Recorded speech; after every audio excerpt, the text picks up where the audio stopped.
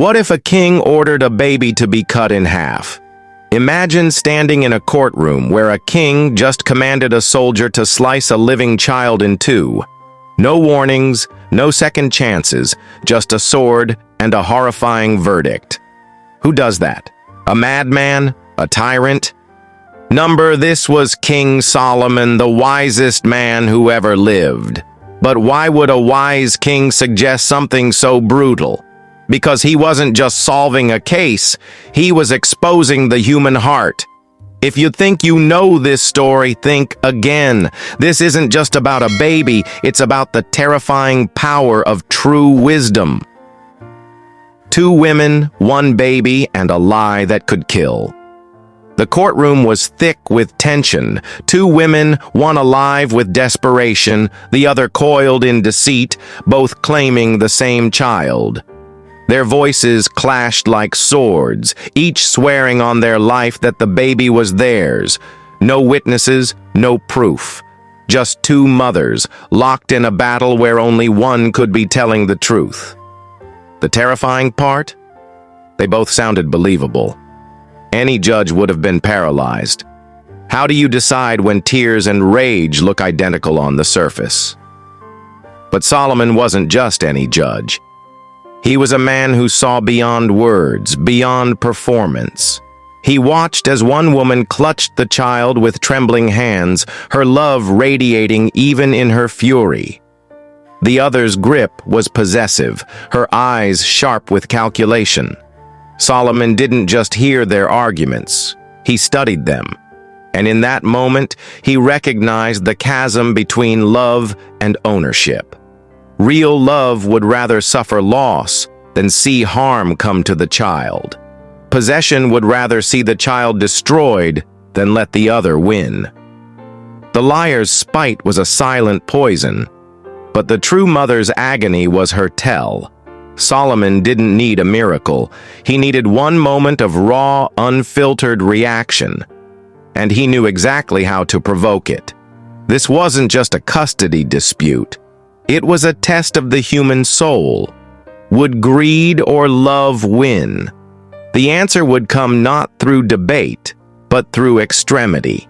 Solomon's genius wasn't in his verdict, it was in his understanding that the truth reveals itself when pushed to the edge, and he was about to push. The sword test. Wisdom or cruelty? The order was unthinkable. Bring me a sword. The room froze. Soldiers hesitated. Even the air seemed to stiffen as the blade glinted in the light. The women's reactions were instantaneous. The real mother's face drained of color, her body lurching forward as if to shield the child. The liar's lips curled, just for a second, in something almost like triumph.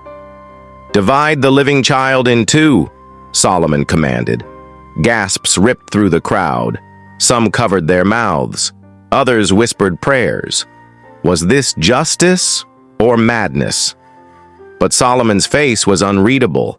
He wasn't just judging the women, he was testing them. Then came the scream. "No!"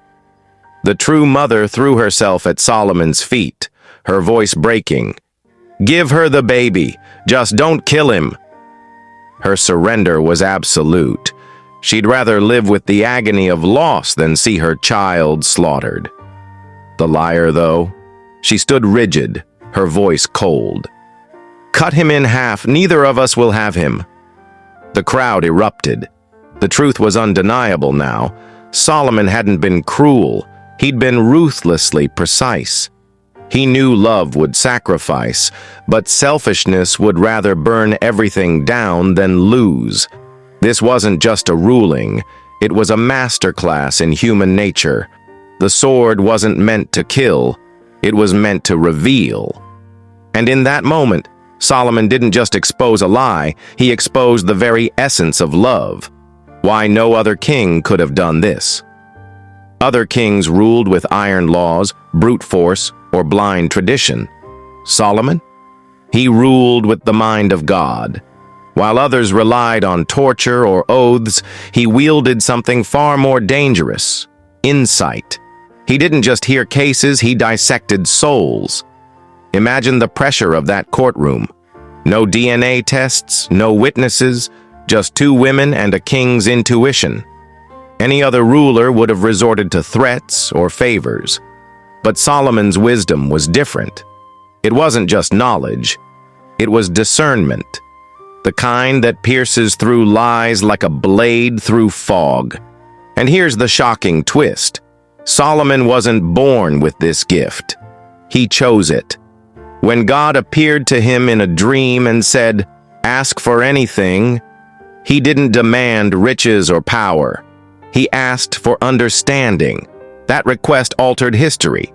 Because wisdom, true wisdom, isn't about having answers. It's about seeing what others miss. Yet Solomon's story is also a warning. Even the wisest man can fall if he ignores his own wisdom. His later life, filled with idolatry and excess, proved that knowledge means nothing without discipline. But in that courtroom, at that moment, he was untouchable.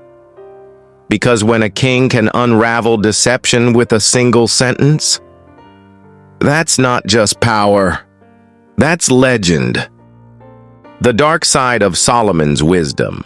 Solomon's wisdom was legendary, but his story doesn't end with courtroom triumphs. It ends in tragedy, a slow unraveling of the very discernment that once made him great. He had it all: unimaginable wealth, a kingdom at peace, the respect of nations. Yet with each passing year, his brilliance dimmed under the weight of his own contradictions. How does the wisest man who ever lived become a cautionary tale? Because wisdom, without integrity, is just another form of foolishness. His first mistake? Compromise. Despite knowing the dangers of idolatry, he married foreign wives, not for love, but for political alliances. These women worshipped other gods, and Solomon, the man who once spoke of divine truth, allowed their altars to rise in Jerusalem. He wrote proverbs warning against temptation, yet he indulged in excess: 700 wives, 300 concubines, palaces dripping in gold. The same mind that once cut through deception now rationalized his own hypocrisy. The turning point came when he began to believe his own legend. Power corrupted his discernment. He taxed his people into poverty to fund his grandeur. He ignored the warnings of prophets, and in his later years, the king who once exposed lies became a man enslaved to his own. The book of Ecclesiastes reveals his despair. Meaningless, meaningless. Everything is meaningless. The wisest man alive had become the most disillusioned.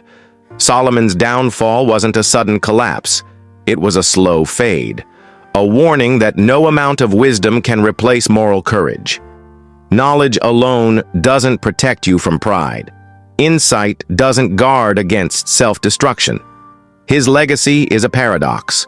The man who could judge hearts better than anyone else failed to judge his own. The lesson? Wisdom is a gift, but without discipline, it's a weapon turned inward. What this means for you today.